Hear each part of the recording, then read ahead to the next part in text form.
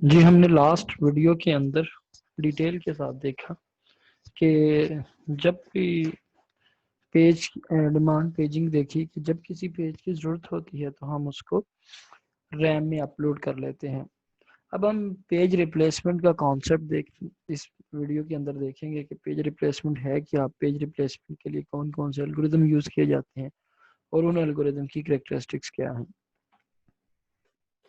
अब यहाँ पे सपोज एक प्रोसेसर ने कोई पेज डिमांड किया और वो पेज रैम के अंदर अवेलेबल नहीं था। एक में केस यहाँ पे सिनेरियो हम ड्रॉ कर लेते हैं। सपोज आपकी रैम का साइज है 3 फ्रेम्स। रैम का आपका साइज 3 फ्रेम्स है और उस पे पेज नंबर 3 फ्रेम्स से मुराद की किसी पर्टिकुलर प्रोसेस के लिए 3 फ्रेम जो है वो डेडिकेटेड है। अब यहाँ पे पेज नंबर 1, 2 और 3 ये तीनों फ्रेम्स में पड़े हुए हैं। प्रोसेसर ने यहाँ पे इसी प्रोसेस का पेज नंबर 4 डिमांड किया है। अब पेज नंबर 4 यहाँ पे अवेलेबल नहीं है तो डेफिनेटली ये फॉल्ट आएगा, मेमोरी मिस आएगा।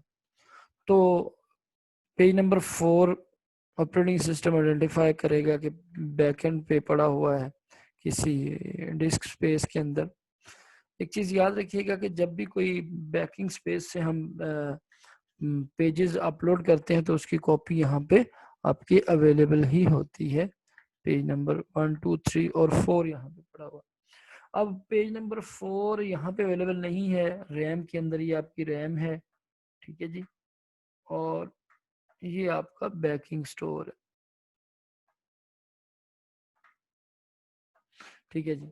अब बैकिंग स्टोर में पेज 4 पड़ा हुआ है तो नॉर्मली हमारा मेमोरी मैनेजमेंट यूनिट क्या करेगा, ऑपरेटिंग सिस्टम क्या करेगा, उसको यहाँ से ढूंढेगा बैकिंग स्टोर से और वहां से इसको इसके अंदर लोड किया जाएगा। बट यहाँ पे 3 ही फ्रेम्स हैं इस प्रोसेस के लिए और वो तीनों जो फ्रेम्स हैं वो आपके पहले से ऑक्यूपाइड हैं। ऑक्यूपाइड होने से मुराद के पेज नंबर 1, 2 और 3 पहले से आपका लोडेड है। तो इस केस में डेफिनेटली हमें क्या करना पड़ेगा, इन तीनों पेजेस में से या पेज नंबर 1 या पेज नंबर 2 या पेज नंबर 3, इन तीनों में से किसी एक पेज को बाहर निकालना होगा। बाहर निकालने से मुराद के बैकिंग स्टोर में डालना होगा और फिर उसकी जगह पे पेज 4 को उठा के हमें रखना होगा।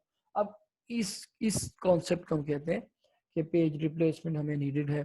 यहाँ पे वो यही बात कर रहा है कि used up by processes pages also in demand from the kernel IO buffers के। रैम आपकी सिर्फ पेजेस के पास ही नहीं होती, रैम का आपका कर्नल के लिए भी स्पेस है, डिमांड कर्नल की डिमांड भी है, आईओ बफर्स भी हैं। How much to allocate each, IO buffers को कितनी दी जाए, प्रोसेसेस के लिए पेजेस के लिए कितनी रखी जाए। तो डिफरेंट किस्म की जो सिस्टम्स है वो डिफरेंट किस्म की इसमें स्कीम्स देते हैं। कुछ कहते हैं आईओ बफर्स के लिए आप डेडिकेटेड रख दो, कुछ कहते हैं कि नहीं compete करें, आईओ बफर्स भी compete करें जैसे दूसरे पेजेस compete कर रहे हैं रैम के लिए। अब पेज रिप्लेसमेंट क्या है, find some page in memory but not really in use, page it out. आपने यहाँ पे देखा कि सपोज जैसे हम कह रहे हैं कि पेज 4 को रखना है, पेज 1, 2, 3 इन तीनों में से ऐसा पेज ढूंढो जो कि यूज में नहीं है, उसको बाहर निकाल दो और उसकी जगह रिप्लेस कर दो आप पेज नंबर 3 को, विच is called the page replacement.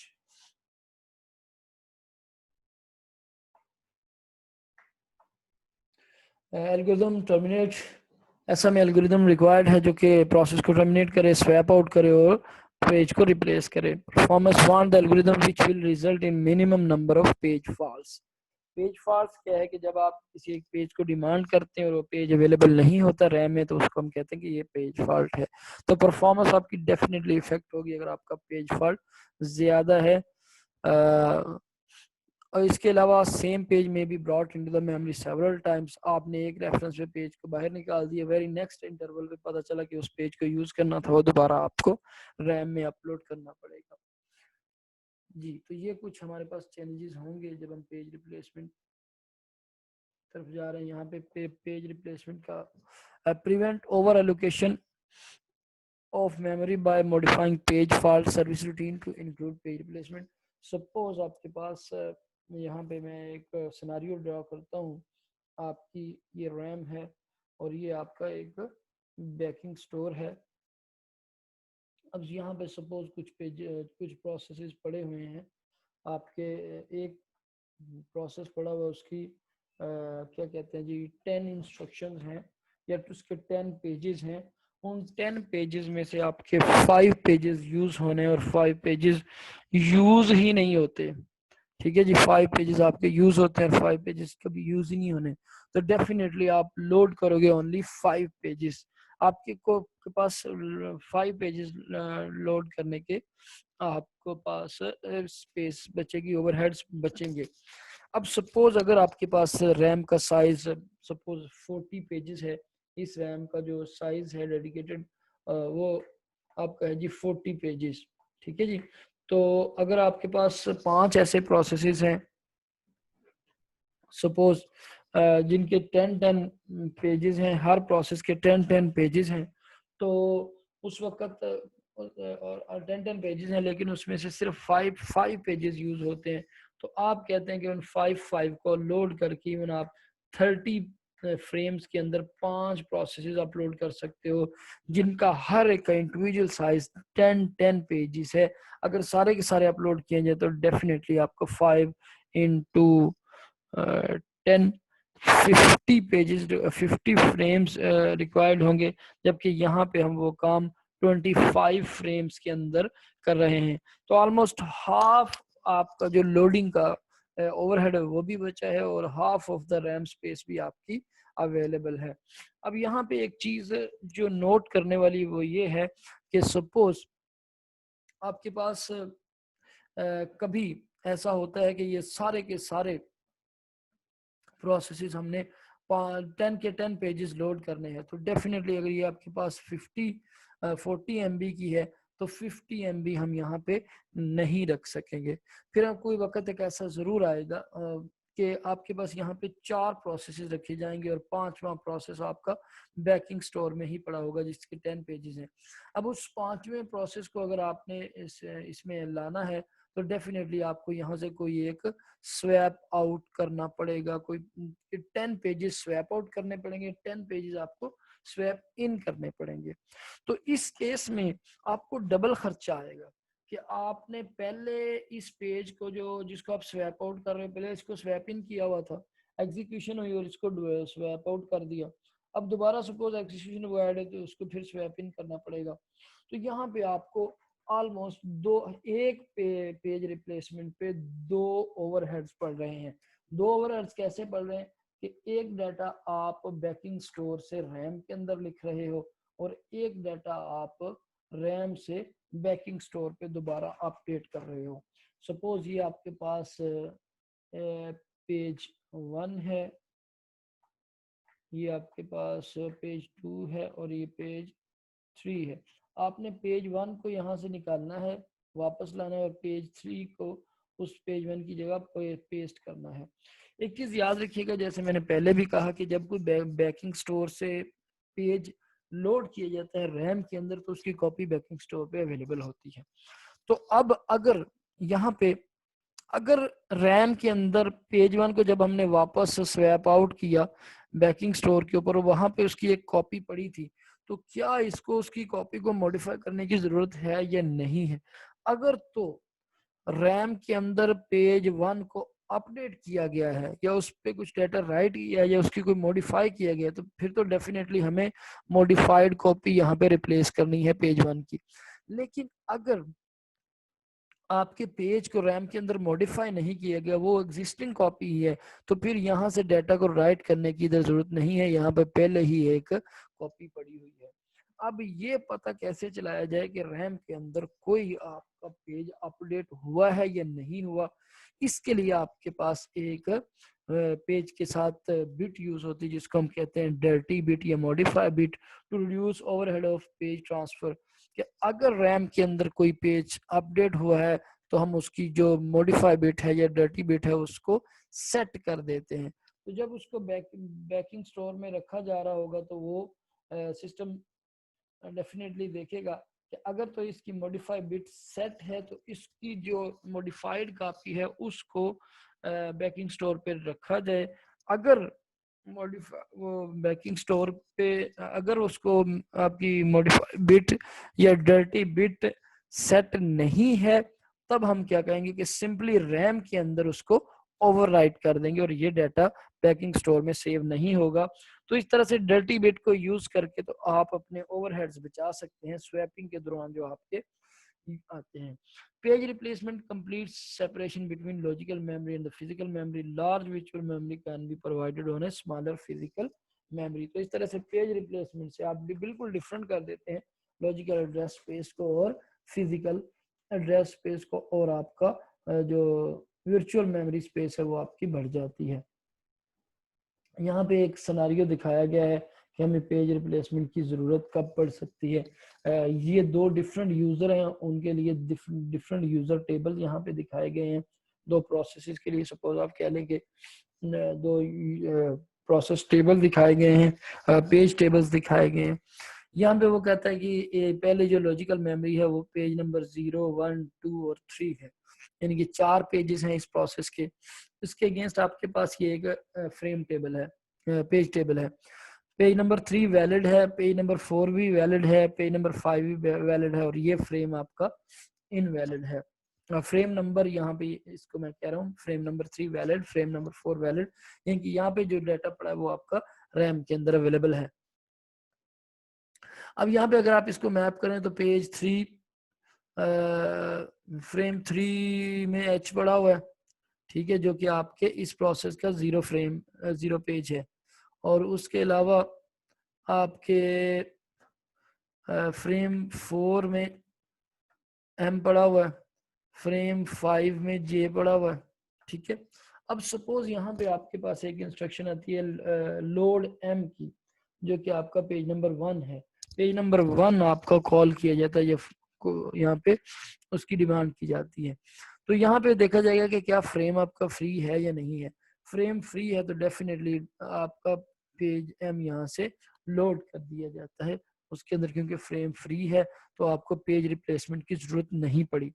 अब दूसरे केस में यहाँ पे देखेंगे कि यहाँ पे हमारे पास पेज जो फ्रेम 0 है, पेज 0 है ए, वो आपका कहाँ पे पड़ा हुआ है। अगर मैं इसको अरेज कर दूं तो अब पेज 0 ए जो है, अच्छा जी, यहाँ पे फ्रेम नंबर बताए गए हैं कि फ्रेम नंबर 6 आपका वैलिड है, 2 भी वैलिड है और 7 भी वैलिड है। अब एक और डिमांड आपकी आई है बी की।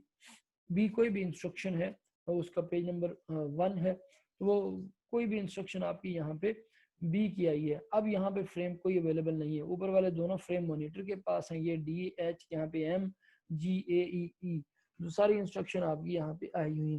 तो डेफिनेटली अब आपको जब बी को उठा के अगर आपको बैकिंग स्टोर से फिजिकल रैम में लाना है अगर आपने बी को, तो आपको यहाँ पे कोई ना कोई पेज रिप्लेसमेंट करनी पड़ेगी, वगरना आपका पेज यहाँ पे अपलोड नहीं हो सकता, क्योंकि जितने फ्रेम्स थे वो सारे के सारे एलोकेटेड हैं पहले से ही। तो यहाँ पे आपको एक पेज रिप्लेसमेंट की नीड बताई गई है कि कब आपको पेज रिप्लेसमेंट रिक्वायर्ड हो सकता है with discussing the two different users.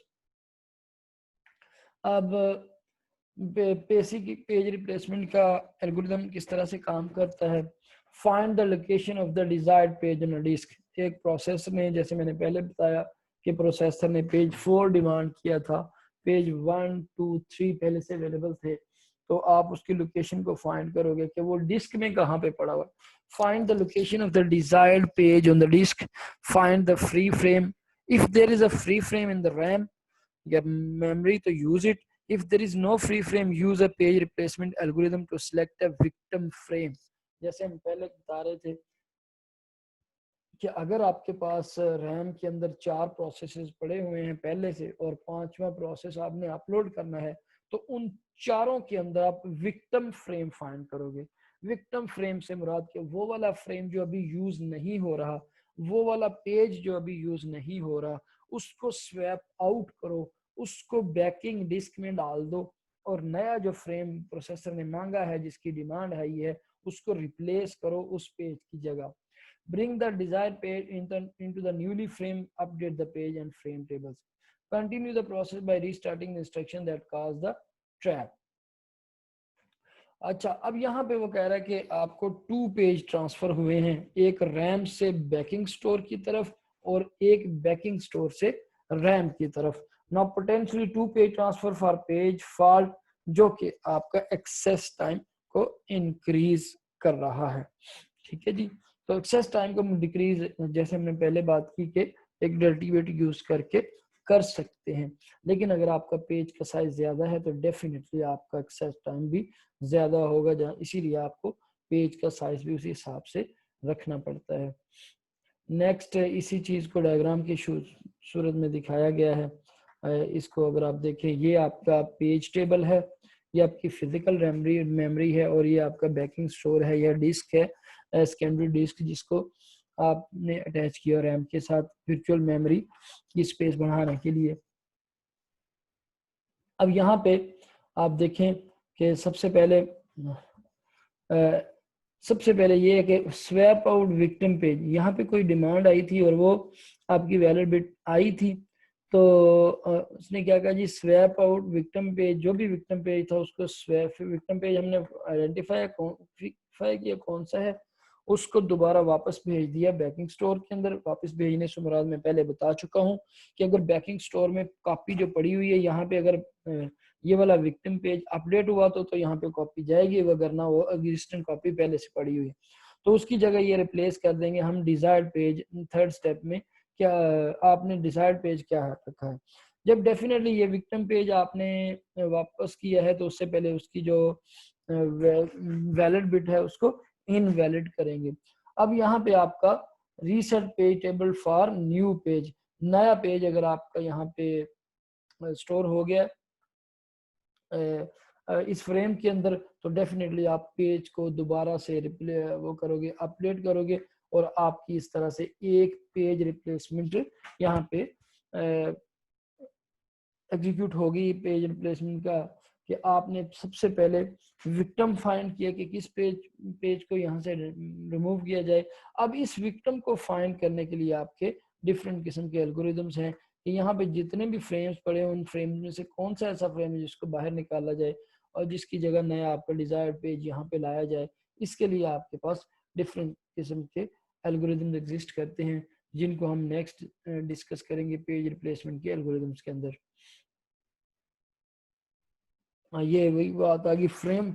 अच्छा जी, page and frame replacement algorithm. अच्छा, उधर से पेज आ गया, अब उसको फ्रेम कौन सा देना है, how many frames to give each process, हर प्रोसेस को कितने फ्रेम देने हैं।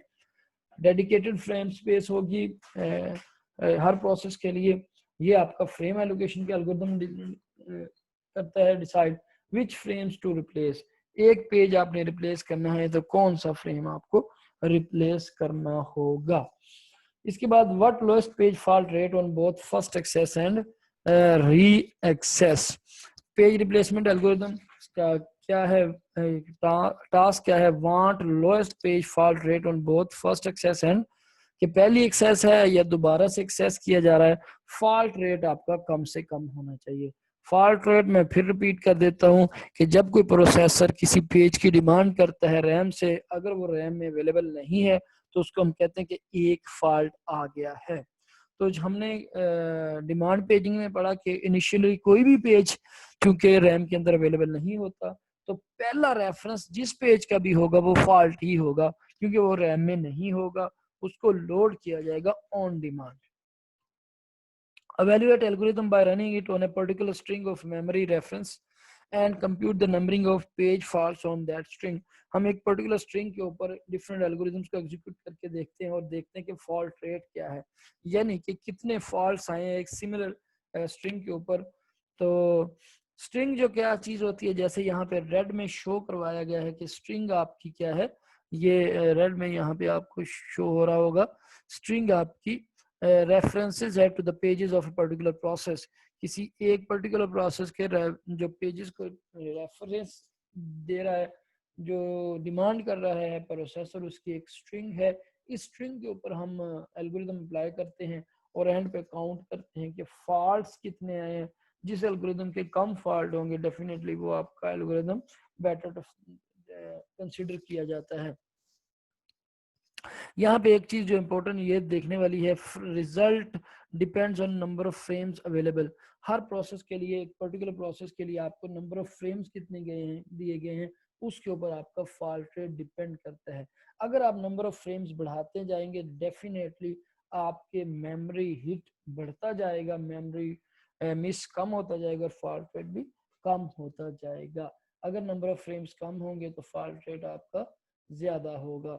ये आगे डायग्राम के अंदर इसी को ग्राफ को शो करवाया गया है कि नंबर ऑफ फ्रेम्स जब आपके एक्स्ट्रा हैं तो आपका फॉल्ट रेट बढ़ रहा है, लेकिन एक जगह पे जाके ये आपका फिर स्टेबल हो जाता है फॉल्ट रेट।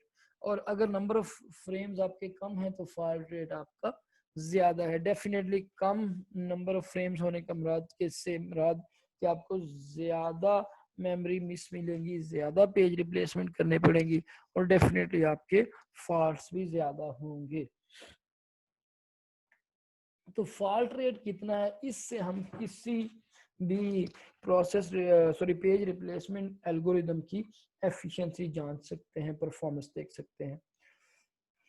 नेक्स्ट है जी हमारे पास अच्छा, अब हम इन पेज रिप्लेसमेंट एल्गोरिदम्स को डिस्कस करते हैं कि कौन कौन से एल्गोरिदम आपके एग्जिस्ट करते हैं।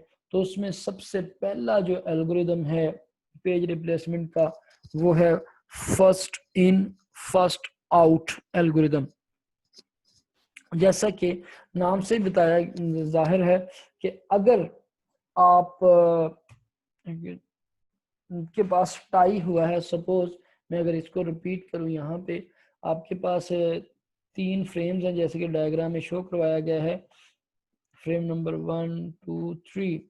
अगर आपके पास कोई ऐसा पेज आता है जो कि इन तीनों फ्रेम्स में से किसी में नहीं है, तो हमें इन तीनों फ्रेम में जो पेजेस पड़े हुए हैं उनमें से किसी एक को बाहर निकालना है। अब कंपटीशन इन तीनों में है, किसको बाहर निकालना है, इसके लिए आपके पास एल्गोरिदम है फीफो। फीफो एल्गोरिदम क्या कहता है कि जो सबसे पहले आया था उसको बाहर निकालो, जो बेचारा अभी आया है उसको ना निकालो, जो सबसे पहले रैम में आया हुआ था इट इज अज्यूम्ड दैट कि वो वाला फ्रेम आपका, वो वाला पेज आपका यूज हुआ है, वो अब यहाँ पे उसका यूजेज नहीं है, लिहाजा उसको बाहर निकाल दिया जाए।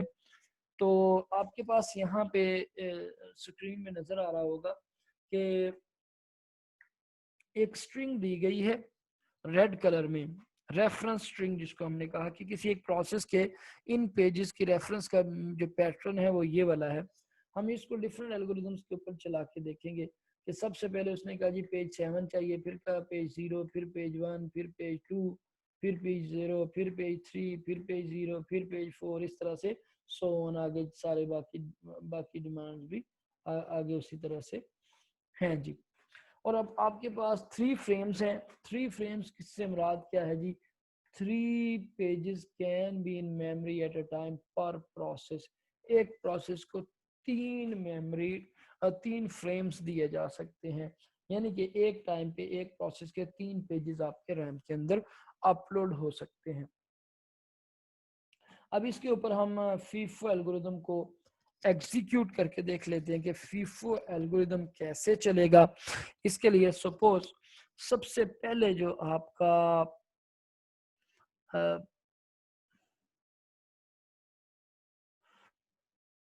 जी सबसे पहले जो आपका रेफरेंस आया है वो रेफरेंस आया है 7 के लिए, आपका पेज नंबर 7। तो डेफिनेटली इनिशियल स्टेज पे हम कहते हैं कि आपका जो फ्रेम, तीनों के तीनों फ्रेम खाली होंगे।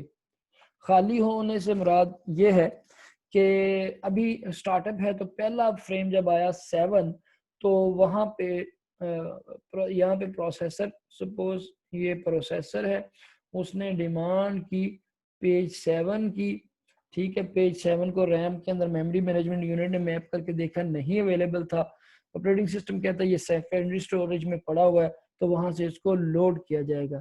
तो फर्स्ट टाइम पे जब हमने यहाँ पे देखा तो ये भी आपका, मैं यहाँ पे फॉल्ट के लिए F लिखूंगा कि यहाँ पे आपका मेमोरी फॉल्ट आया है इस केस में, क्योंकि 7 पहले अवेलेबल नहीं था और अपलोड कर दिया गया, लेकिन चूंकि फ्रेम अवेलेबल था इसलिए कोई पेज रिप्लेसमेंट यहाँ पे हमको नहीं करनी पड़ी। अब इसी तरह से अगली स्ट्रिंग में 0 रिक्वायर्ड था, फ्रेम 3 है, अभी तो एक फिल हुआ, 2 फ्रेम अवेलेबल थे तो 0 लेकिन नहीं था, तो इसलिए यहाँ पे पहले केस में आपका फॉल्ट ही आया है, जिसको मैं यहाँ पे F लिख रहा हूँ। तो फॉल्ट ही आया है, फॉल्ट आने से मुराद कि 0 पहले रैम में नहीं था, उसको अपलोड किया गया है। तो अब अगली स्ट्रिंग की में अगली डिमांड जो है वो 1 की है। जब 1 की डिमांड है तो यहाँ पे आपके पास फ्रेम अवेलेबल था, 1 लोड हो गया, लेकिन पहले लोडेड नहीं था, तो जैसे पहले दोनों केसेस जैसे यहाँ पे भी आपका फॉल्ट ही आया है। अब यहाँ से हमारी फीफो की स्टोरी स्टार्ट होती है, जिसमें जहाँ पे आपको फीफो समझ में आ सकता है, फीफो का एल्गोरिदम। अब उसने पेज नंबर 2 का रेफरेंस दिया है, तो पेज नंबर 2 इस फ्रेम के अंदर आप देखें, इस स्टेज से पहले आपके फ्रेम की स्टेटस ये वाला था, ठीक है जी। तो हमने देखा कि इसमें पेज नंबर 7 है, 0 है और 1 है। नया पेज 2 हमने लोड करना है सेकेंडरी स्टोरेज से, तो यहाँ पे हम इन तीनों में से किसी एक को बाहर निकालना चाह रहे हैं, या 7 को बाहर निकालेंगे, या 0 को, या 1 को। तो फीफो का एल्गोरिदम कहता है जो सबसे पहले आया था सबसे पहले उसको निकालो। तो यहाँ पे हम देखते हैं कि 1 तो एक स्टेप पहले आया है, 0 2 स्टेप पहले आया था और 7 3 स्टेप पहले आया था। इट मींस कि सबसे क्यू के जो हेड के ऊपर पड़ा हुआ है वो 7 है, तो हम कहते हैं जी कि 7 को रिप्लेस कर दो 2 से, यानी कि यहाँ इस स्लॉट से, इस वाली स्लॉट से हमने 7 को बाहर निकाल दिया और 2 को डाल दिया। लेकिन ये चीज याद रखिएगा कि जब पहली केस में 2 हमने चेक किया तब भी यहाँ पे फॉल्ट ही आया था, क्योंकि 2 अवेलेबल नहीं था। अब यहाँ पे फॉल्ट आया है, फॉल्ट को रिमूव करने के लिए आपको पेज रिप्लेसमेंट करना पड़ी है। नेक्स्ट आपका 0 स्ट्रिंग आ गई। अब इस फ्रेम की इस स्टेटस में देखें 0 अवेलेबल है, यस 0 यहाँ पे आपका अवेलेबल है। So it's a first time आपका फॉल्ट नहीं आया, उसको मैं मेमोरी हिट कह रहा हूँ, H लिख रहा हूँ यहाँ पे कि इस केस में आपकी मेमोरी हिट हुई है। प्रोसेसर ने जोन सा पेज मेमोरी से मांगा था वो वहां पे अवेलेबल था। इसके बाद स्ट्रिंग में अगले आ गई जी 3।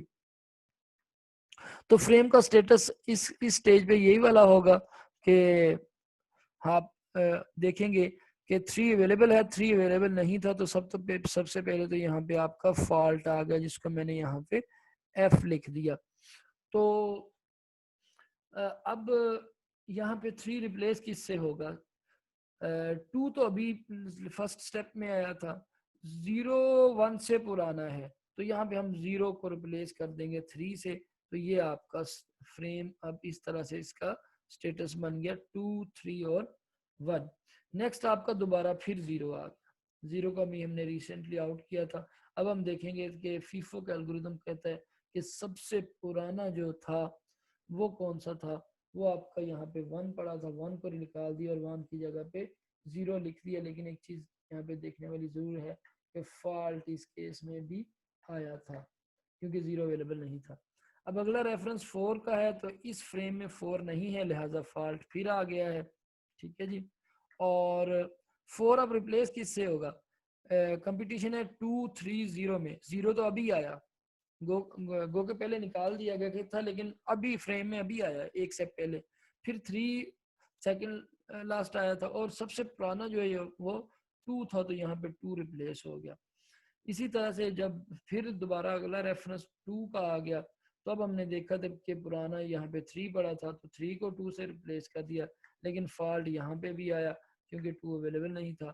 अब 3 यहाँ पे आ गया, 3 में के लिए आपको किसको रिप्लेस करना पड़ेगा? डेफिनेटली आप दोबारा 0 को रिप्लेस करेंगे, क्योंकि अवेलेबल पेजेस में से 0 सबसे पुराना है।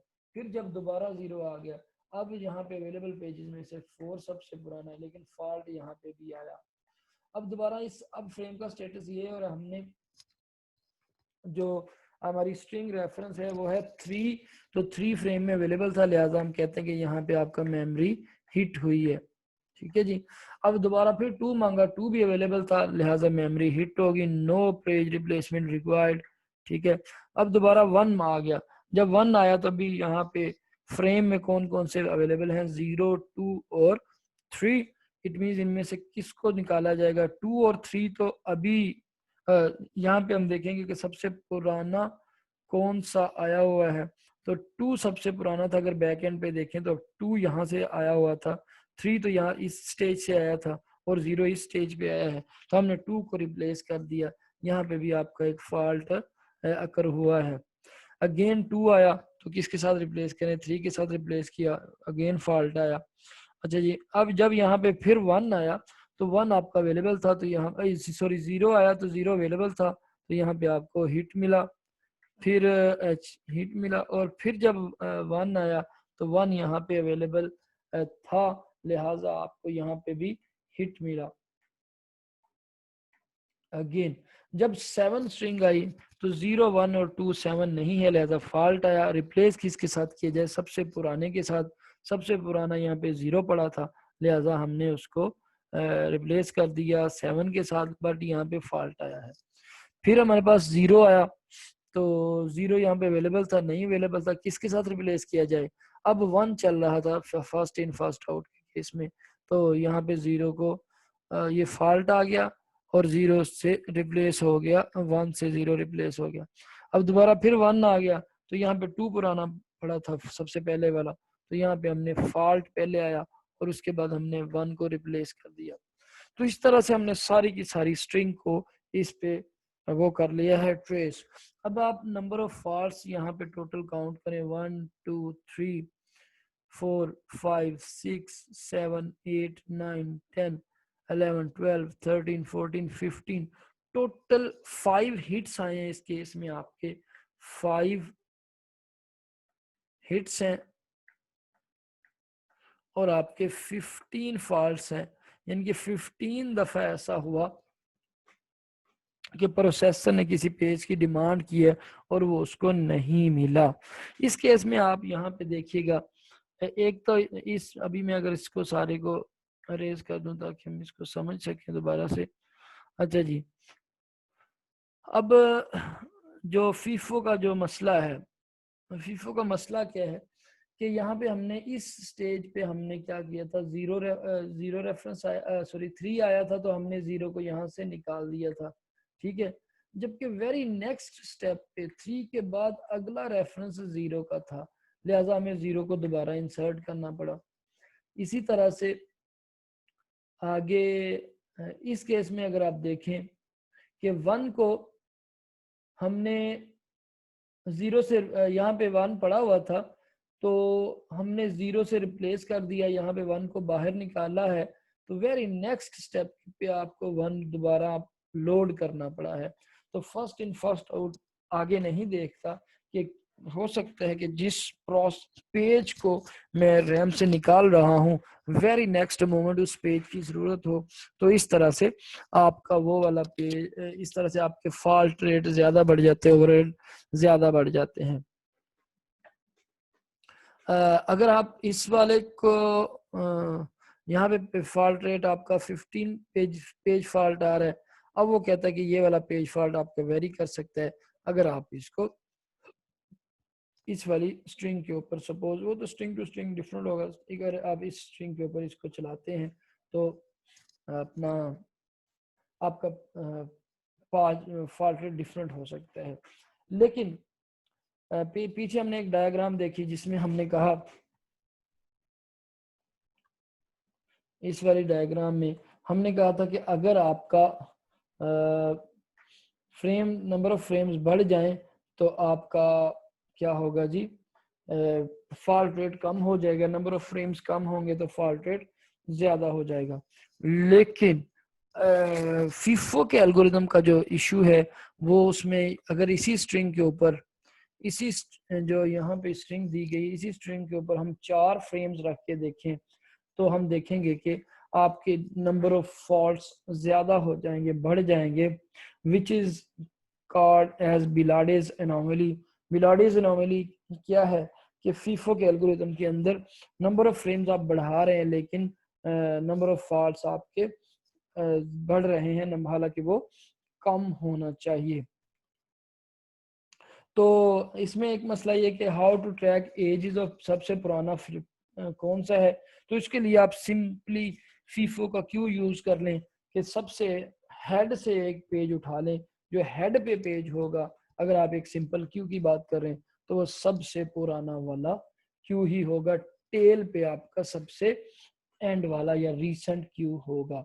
तो इस तरह से first in first out algorithm execute किया जाता है to select a page which page should be removed from the RAM and new demanded page should be loaded in the space of that page. Next हमारा ये थोड़ा सा उसने दिखाया गया है फीफो इलस्ट्रेटिंग बिलाडेस एनोमली के नंबर ऑफ फ्रेम्स। अगर आपके जब one number of frames and suppose, तो उसने कहा जी के नंबर ऑफ फ्रेम्स आपके फॉल्स 12 हैं, जब 2 थे फिर भी 12, फिर 3 हुए थे कम हो गए 9 हो गए, और जब दोबारा 4 फ्रेम हुए तो फिर आपके नंबर ऑफ फॉल्स आपके 10 हो गए। ये किसी एक्सट्रीम के ऊपर आपकी ग्राफ शो कराया गया है कि नंबर ऑफ फ्रेम्स बढ़ने से आपके फॉल्स कैसे हैं। दिस इज कॉल्ड बिलाडेस एनोमली, जिसमें ये है कि फीफो का एल्गोरिथम यूज करते हुए आपके नंबर ऑफ फ्रेम्स बढ़ाने से 4 करने से किसी एक स्ट्रिंग के ऊपर आपके फॉल्ट रेट बढ़ जाता है।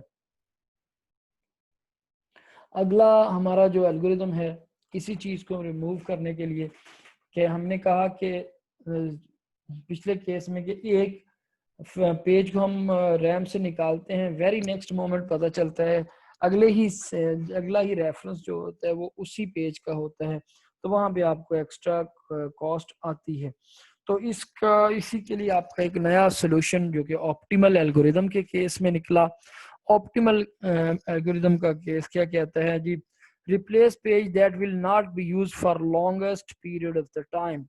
आप वो ऑप्टिमल सोल्यूशन कहता है कि आपने जब पेज किसी को रिप्लेस करना तो देखो जिन पेजेस में कंपटीशन है उनका फ्यूचर देखो, फ्यूचर में देखो कि सबसे एंड पे कौन सा यूज होगा, यानी कि सबसे रिसेंटली किसने यूज होना फ्यूचर में। अगर तो वो रिसेंटली यूज होना है तो उसको ना निकालो, अगर उसने रिसेंटली यूज नहीं होना तो उस वाले फ्रेम को आप निकाल दो जो सबसे एंड पे यूज होगा इन फ्यूचर। तो इसलिए आप रेफरेंस स्ट्रिंग के ऊपर फ्यूचर देख के ऑप्टिमल एल्गोरिदम इंप्लीमेंट कर सकते हैं, और इससे आपका डेफिनेटली फॉल्ट रेट काफी कम होता है। हम इसके ऊपर जिस तरह हमने फीफो के एल्गोरिदम में एक ट्रेस करके देखा पूरा ट्रेसिंग स्ट्रिंग के ऊपर, फिर यहाँ पे ऑप्टिमल एल्गोरिदम के केस में भी हम देख लेते हैं कि ये एल्गोरिदम अगर फिजिबल हो इम्प्लीमेंट करना तो किस तरह से हम इसको इम्प्लीमेंट कर सकते हैं, ये वर्किंग कैसे करता है। सबसे पहले तो वही केस जो हमने पहले जैसे डिस्कस किया कि फ्रेम 3 का साइज है और स्टार्ट में तीनों फ्रेम्स 0 हैं, तो फर्स्ट केस में जब 7 आया तो हमने कहा जी फॉल्ट आया, 7 अपलोड हो गया। फिर 0 आया, फॉल्ट आया क्योंकि पहले रैम खाली थी तो यहाँ पे 0 आ गया, और लेकिन फॉल्ट आया। पेज रिप्लेसमेंट नहीं हुआ क्योंकि फ्रेम अवेलेबल था। फिर 1 आया तो 1 यहाँ पे आपका अपलोड हो गया, पेज रिप्लेसमेंट नहीं हुआ क्योंकि फ्रेम अवेलेबल था। लेकिन फर्स्ट केस में फॉल्ट जरूर आया है क्योंकि फ्रेम खाली था, पेज नंबर 1 अवेलेबल नहीं था। अब यहाँ से आपकी ऑप्टिमल एल्गोरिथम की स्टोरी स्टार्ट होती है कि अगला आपने पेज 2 अपलोड करना है, वो इस फ्रेम को देखेगा, इस स्टेटस को देखेगा। वो कहता है जी सिस्टम हमारा 7 को निकाले, 0 को निकाले या 1 को निकाले, इन तीनों में से किस को रिप्लेस करे 2 के साथ, 2 को यहाँ पे किसके साथ रिप्लेस करे। तो उसके लिए हम फ्यूचर देखेंगे। हमने देखा वेरी नेक्स्ट 0 यूज हो रहा है, इसलिए हम कह रहे हैं कि हम 0 तो नहीं निकालेंगे। उसके बाद देखते गए यहाँ पे हम पहुंचे तो हमने कहा 1 भी यूज हो रहा है। इट मीन्स कि इन तीनों में से 7 ऐसा है जो कि सबसे एंड पे यूज होना है, यहाँ पे जाके हमें यहाँ से आगे जाने की जरूरत ही नहीं, क्योंकि जब पता चल गया कि 0 भी यूज हो गया, 1 भी यूज हो गया और 7 ही रिमेनिंग है, तो हमने कहा कि 7 से आपका 2 रिप्लेस हो जाएगा। लेकिन यहाँ पे फॉल्ट जरूर आया था क्योंकि 2 पहले अवेलेबल नहीं था। अब यहाँ पे हमारा एक फॉल्ट जो है, नेक्स्ट टाइम 0 आया तो 0 आपको इस फ्रेम में मिल गया, इसलिए आपने कहा कि यहाँ पे मेमोरी आपकी हिट हुई है। नेक्स्ट केस में 3 आया। अब फीफो के केस में हमने क्या किया था कि यहाँ पे 0 से रिप्लेस करवाया था। अब हम 0 से नहीं रिप्लेस करवा रहे, अब हम फ्यूचर देख रहे हैं। हमारे पास कंपटीशन है 2, 0 और 1 में, जो सबसे एंड पे यूज हो रहा होगा फ्यूचर में उसको हम निकाल देंगे। जो रिसेंटली यूज हो रहा, जो इन फ्यूचर क्री में यूज हो रहा होगा उसको हम नहीं निकालेंगे। हमने कहा जी 3 तो अभी आया, वेरी नेक्स्ट देखा तो 0 यूज होना है, लिहाजा 0 को नहीं निकालेंगे, 0 से रिप्लेस नहीं करेंगे। आगे 4 और दूसरा टाई अप रह गया था 2 और 1 में, यहाँ पे हमने देखा तो 2 भी यूज हो रहा है, इट मीन्स के 1 अभी तक यूज नहीं हुआ इस यहाँ तक, लिहाजा हमने कहा कि 3 जो होगा वो 1 की जगह पे रिप्लेस हो जाएगा। यहाँ से ये वाला 1, ठीक है जी, ये स्टेटस हम आगे करें तो यहाँ पे 3 रिप्लेस हुआ, लेकिन जब यहाँ पे चूंकि रिप्लेसमेंट आ रही है इसलिए ये यहाँ पे एक फॉल्ट ही आएगा। अगले केस में हमने देखा फिर 0 आ गया, अब यहाँ पे हमारा एक फॉल्ट बच गया है। फीफो के केस में हम 0 को बाहर निकाल दिया था, लेकिन चूंकि अब 0 को बाहर नहीं निकाला तो अब यहाँ पे आपका 0 इसको मिल जाएगा, लिहाजा यहाँ पे आपका मेमोरी हिट आएगा जब आपने 0 रेफरेंस आया। फिर आगे 4 आ गया, 4 के केस में आपको फ्रेम में यहाँ पे 4 नहीं मिला, ये आपका एक फॉल्ट ही है। तो 4 को रिप्लेस किसके साथ किया जाए, इस स्टेज से आगे फ्यूचर देखें, टाई किस में है 2, 0 और 3 में। तो वेरी नेक्स्ट गए तो हमारे पास 2 भी यूज हो रहा है, उससे आगे गए तो 3 भी यूज हो रहा है, लिहाजा हमने कहा कि इसको 0 से रिप्लेस करेंगे। यहाँ पे हमने 0 से रिप्लेस कर दिया और 4 यहाँ पे आ गया। नेक्स्ट गए तो फिर 2 था, अब 2 यहाँ पे आपको यहाँ पे मिल गया, लिहाजा ये हिट आया है, ठीक है जी, मेमोरी हिट आया है। उसके बाद 3 था, 3 भी अवेलेबल था, लिहाजा मेमोरी हिट, ठीक है जी। अब नेक्स्ट गए तो 0 आया, अब 0 हमने इस फ्रेम के अंदर देखा तो अवेलेबल नहीं था, हमें 0 इन तीनों में से किसी एक के साथ रिप्लेस करना है। हम यहाँ से आगे फ्यूचर देखेंगे, 3 यूज हो रहा है लिहाजा 3 को नहीं करेंगे। अब टाई है 2 और 4 के दरमियान, वेरी नेक्स्ट देखा तो 2 यूज हो रहा था, लिहाजा हमने कहा कि 0 को हम 4 से रिप्लेस करेंगे, इसलिए यहाँ पे 0 आ गया। लेकिन डेफिनेटली इस केस में आपका फॉल्ट तो 0 के केस में आपका फॉल्ट तो आया ही आया था। नेक्स्ट फिर 3 आ गया, 3 फ्रेम में मिला, लिहाजा हिट हो गया। नेक्स्ट फिर 2 आया, 2 फ्रेम में मिल गया, लिहाजा हिट हो गया, मेमोरी हिट हो गई। अब 1 आ गया, 1 यहाँ पे नहीं है, हमें पेज रिप्लेस करना पड़ेगा। किसके साथ रिप्लेस किया जाए, फ्यूचर देखेंगे। यहाँ से आगे फ्यूचर देखा, 2 टाई किस में है, कंपटीशन किसका है 2, 0 और 3 का, 2 यूज हो रहा है लिहाजा 2 को तो रिप्लेस नहीं करेंगे। आगे 0 भी यूज हो रहा है लिहाजा 0 को रिप्लेस नहीं करेंगे, पीछे 3 ही बचा तो 1 को हम यहाँ पे इसलिए 3 के साथ रिप्लेस कर देंगे। यहाँ से 3 निकाल दिया और ये आपके पास 1 आ गया, ठीक है। लेकिन इस केस में भी आपका फॉल्ट तो आया था, जहां पे पेज रिप्लेसमेंट है तो डेफिनेटली फॉल्ट तो है। अगला 2 आया तो 2 मिल गया तो ये आपका हिट है, ठीक है जी। आगे 0 आया तो 0 भी अवेलेबल था, लिहाजा ये हिट है। आगे 1 आया तो 1 भी अवेलेबल था, लिहाजा ये हिट है। फिर अब 7 आया, जब 7 आया तो 7 आपका इस सेट में नहीं था, हम कह रहे हैं कि किसको 7 के साथ रिप्लेस किया जाए। इस स्टेज से हम आगे फ्यूचर देखेंगे तो 0 और 1 दोनों यूज हो रहे हैं और 2 यहाँ पे नहीं है, लिहाजा 7 को 2 से रिप्लेस कर दिया। और यहाँ पे अलबत्ता आपका एक फॉल्ट जरूर आया क्योंकि 7 अवेलेबल नहीं था। नेक्स्ट आपका 0 आया, वो हिट हो गया क्योंकि 0 अवेलेबल था। और आखिरी फिर आपका फिर एंड पे 1 आया और वो भी आपका हिट हो गया क्योंकि 1 रैम में अवेलेबल था। तो अब अगर हम नंबर ऑफ फॉल्ट्स यहाँ पे काउंट करें, 1 2 3 4 5 6 7 8 और 9, टोटल आपके 9 फॉल्ट्स हैं, 9 यहाँ पे एफ हैं, जो कि पहले केस में आपके 15 थे। मींस के ऑप्टिमल सॉल्यूशन ने यहाँ पे आपके नंबर ऑफ फॉल्ट्स जो हैं उनको 50 से रिड्यूस करके 9 पे ले आया है। लेकिन यहाँ पे जो मसला है वो ये जरूर है कि नंबर ऑफ आपके फास्ट तो 9 जरूर है, लेकिन फीफो को इम्प्लीमेंट करना बड़ा आसान था। सिंपली आपने फर्स्ट इन फर्स्ट आउट का क्यू लगाया और उसको इम्प्लीमेंट कर लिया। यहाँ पे फ्यूचर, किसी स्ट्रिंग का फ्यूचर देखना या रेफरेंस का फ्यूचर देखना डेफिनेटली ये आसान काम नहीं है। तो इसके लिए हम फ्यूचर से को रीड नहीं कर सकते। अगर फ्यूचर को रीड कर सके और इसको इम्प्लीमेंट कर सके तो हम अप्रोक्सीमेशन तो जरूर कर सकते हैं, लेकिन हम एग्जैक्टली फ्यूचर को रीड नहीं कर सकते। ये एक कॉम्प्लेक्स किस्म का एल्गोरिदम जरूर बनेगा, लेकिन एफिशिएंट एल्गोरिदम है। इसमें नंबर ऑफ फॉल्ट्स 9 है जी। इसके बाद हम अगला एल्गोरिदम देखते हैं आपका पेज रिप्लेसमेंट का, जिसको के कहा जाता है लीस्ट रीसेंट यूज्ड। अब ये एल्गोरिदम क्या कहता है? वो कहता है आपको फ्यूचर तो नहीं पता, फ्यूचर तो नहीं पता, बट पास्ट तो पता है। हम पास्ट से तो आइडेंटिफाई कर सकते हैं ना कि कौन सा पेज कब यूज हुआ था। तो जब जो सबसे पुराना पेज यूज हुआ है, उस पेज को रिप्लेस करो, उस पेज को रैम से निकालो। जो पेज आपका सबसे पहले यूज हुआ है, यूज होने से मुराद कि जिस पेज को प्रोसेसर ने सबसे पहले डिमांड किया था और यूज कर लिया, इट मींस कि अब उसकी यहाँ पे जरूरत नहीं हो सकती, इसलिए आप उसको रिप्लेस करो।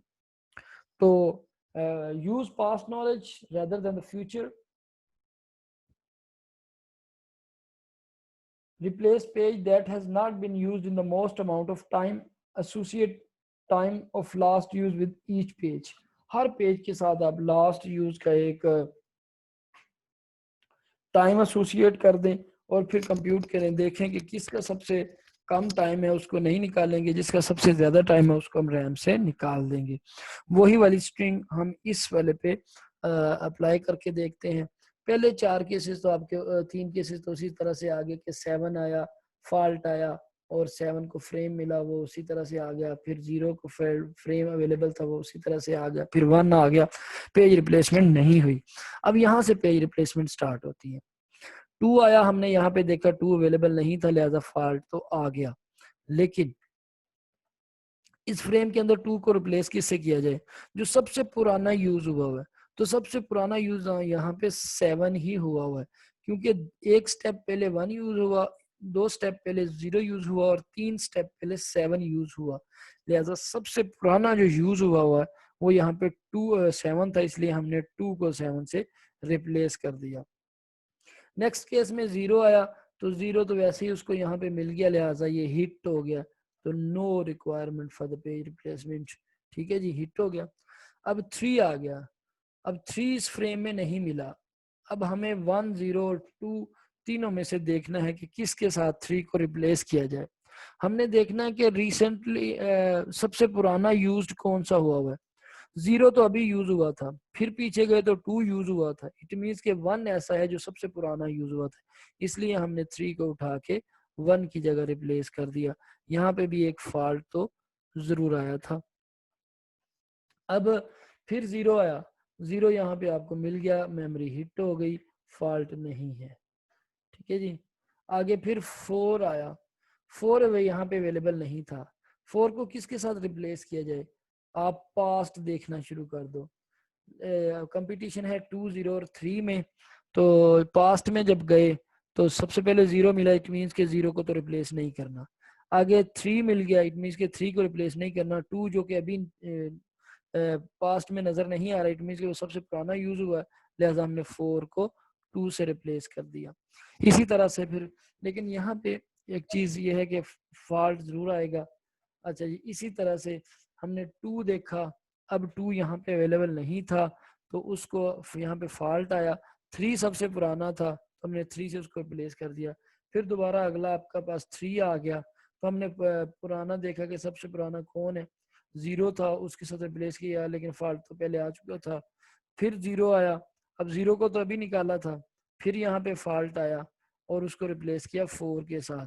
फिर आपका 3 आया, वो 3 अवेलेबल था लिहाजा वो हिट हो गया। ठीक है, सेम स्ट्रिंग के ऊपर हम एल्गोरिथम ये वाला चला रहे हैं। फिर 2 आया, 2 अवेलेबल था, ये हिट हो गया। ठीक है जी। फिर आपका 1 आया, तो 1 यहाँ पे अवेलेबल नहीं था, तो 1 को किसके साथ रिप्लेस किया जाए?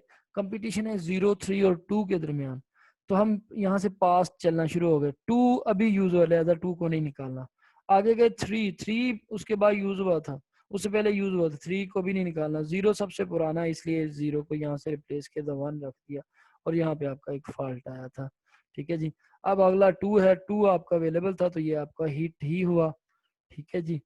नेक्स्ट आपका फिर 0 था, तो 0 यहाँ पे नहीं था, उसको हमने सबसे पुराने 3 से रिप्लेस किया, यहाँ पे फॉल्ट आपका जरूर आया है। फिर 1 आ गया, 1 को हमने यहाँ पे देखा तो वो अवेलेबल था, वो हिट हो गया। ठीक है जी। फिर उसके बाद आपका 7 आ गया, 7 इसमें इनमें से नहीं था, किसके साथ 7 को रिप्लेस किया जाए? जो इनमें सबसे पुराना है, यहाँ से पीछे देखना शुरू हो गया। 1, 0 नए हैं, 2 सबसे पुराना था, लिहाजा हमने 7 से को 2 से रिप्लेस कर दिया, यहाँ पे एक फॉल्ट आया था। अच्छा जी, 0 अगला इस स्ट्रिंग में 0 था, वो हिट हुआ, और इसी तरह से फिर आगे 1, और वो भी आपका हिट हो गया। ठीक है जी।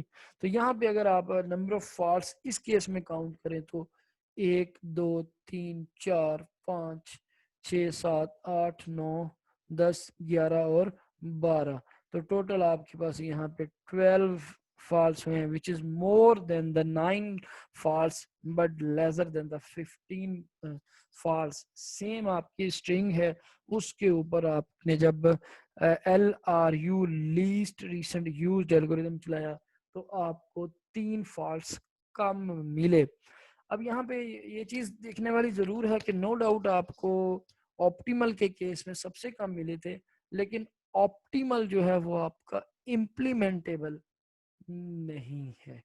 इम्प्लीमेंटेबल नहीं है होने से मुराद की इम्प्लीमेंटेशन उसकी कॉम्प्लेक्स है।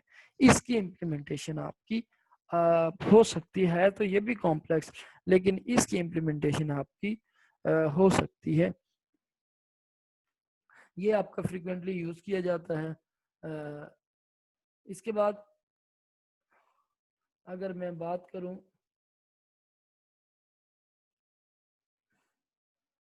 कि बेल्डेज एल्गोरिथम को इम्प्लीमेंट कैसे किया जा सकता है, आप किसी का रिकॉर्ड कैसे रख सकते हैं, तो उसके लिए आप हार्डवेयर से सपोर्ट ले सकते हैं। किसी पेजेस का रिकॉर्ड रखने के लिए क्या आप एक काउंटर की इम्प्लीमेंटेशन कर सकते हैं कि हर पेज को जब भी रेफरेंस दिया जाता है तो उसका काउंटर ले लिया जाए, काउंटर उस पेज में कॉपी कर लिया जाए, क्लॉक काउंटर। जब भी मेमोरी रेफरेंस होती है तो उसमें क्लॉक काउंटर को कॉपी कर लिया जाए, जिस क्लॉक काउंटर की वैल्यू सबसे कम है, इट मीन्स कि वह सबसे पुराना है, तो उसको आप रिप्लेस कर सकते हैं। इसके अलावा जो दूसरी इम्प्लीमेंटेशन की टेक्निक है वो आपकी क्या है जी? स्टैक की इम्प्लीमेंटेशन। आप कहते हो कि आप एक स्टैक ऐसा बना लो, आगे हम डायग्राम में इसको देखते भी हैं कि सपोज यहाँ से आपने एक पेज निकाला है मिड से, तो उस प्रोसेस को आप सबसे टॉप पे डाल दो, स्टैक के सबसे टॉप पे डाल दो। ठीक है, स्टैक के सबसे टॉप से डालने से मुराद कि ये आपका सबसे रिसेंटली यूज्ड है। अब जैसे जैसे दूसरे प्रोसेस यूज होते जाएंगे वो इसके ऊपर आते जाएंगे, इन द एंड आपका ये वाला प्रोसेस सबसे एंड पे आ जाएगा, इट मीन्स कि ये सबसे पुराना हो जाएगा। तो एक स्टैक को यूज करके भी आप पेजेस के यूजेज का रिकॉर्ड रख सकते हो कि कौन सा पेज कब आपका यूज हुआ था। जितना पुराना पेज यूज हुआ होगा उतना ही उसी पेज को हम क्या करेंगे, निकाल देंगे आपकी रैम के अंदर से। अब अगले केस में अगर हम देखें यहाँ पे इसी को डायग्राम की सूरत में प्रेजेंट किया गया है कि आपका स्टैक बिफोर ए, अगर ये आपकी स्ट्रिंग ए का केस है तो कहता है इससे पहले स्टैक का क्या स्टेटस है, कि स्टैक के सबसे टॉप पे 2 पड़ा हुआ है, इट मींस कि आपका स्टैक का चूंकि रिसेंटली यूज्ड 2 है तो वो टॉप पे है। अब अगर हम ये कितनी है, 1, 2, 3, 4, 5, तो 5 एंट्रीज हैं। अब अगर हम इसमें यहाँ से देखना शुरू करें इस स्टेज से कि जब हमने 2 को एग्जीक्यूट 2 का फैसला करना था, तो अगर हम यहाँ से देखना शुरू करें तो हमने कहा जी 1 रिसेंटली यूज हुआ, फिर 2, तो फिर 1, फिर 1, फिर, और सबसे एंड पे आप देखते हैं कि 4 यूज हुआ। सबसे पहला जो पुराना है वो 4 है, तो यहाँ पे आपको सबसे पुराना 4 जो है वो बॉटम पे मिलेगा। नेक्स्ट टाइम जो भी आएगा आपका, क्या उसको कहते हैं, नया प्रोसेस, तो वो आपका स्टैक के टॉप के ऊपर ही आएगा। अब यहाँ पे अब सपोज दूसरा आपका 7 आया है, 7 बी, आफ्टर बी की बात कर रहे हैं कि बी के बाद 7 आया, तो 7 टॉप पे आ गया, और उसके बाद बाकी सारे के सारे प्रोसेसेस आपके एक एक स्टेप नीचे चले गए।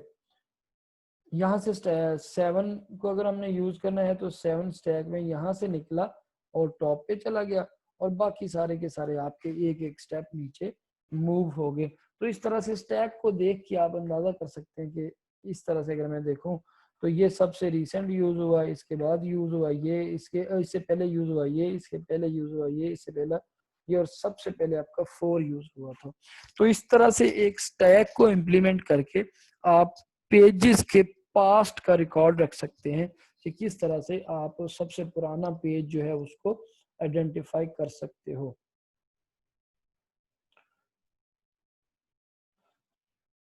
जी अभी के लिए इतना ही था। नेक्स्ट हम फिर अगली वीडियो में मिलेंगे। अस्सलाम वालेकुम।